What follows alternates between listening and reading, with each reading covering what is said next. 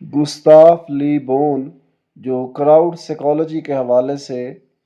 اپنی پہچان رکھتے ہیں، یعنی کہ پاپولزم،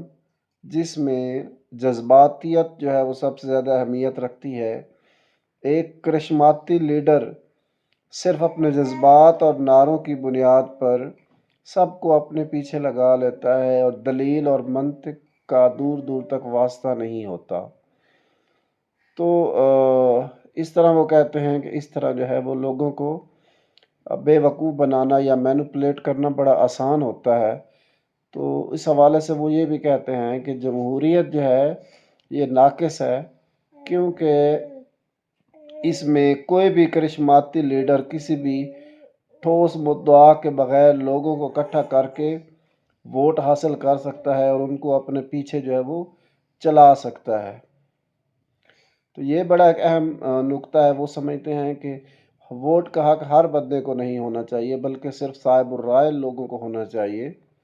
تو اس پہ جو ہے وہ اگرچہ لوگ اس کی بہت مخالفت کرتے ہیں، لیکن کسی حد تک لوگ ان کے ساتھ بھی ہیں۔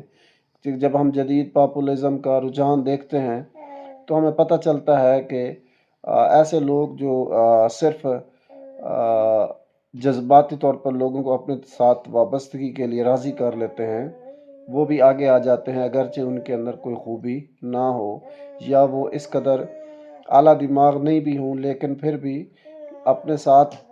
بھیڑ کی جو نفسیات ہے اس کو استعمال کرتے ہوئے لوگوں کو جمع کر کے ووٹ لیتے ہیں اور اقتدار میں آ کر ناقص فیصلے کرتے ہیں۔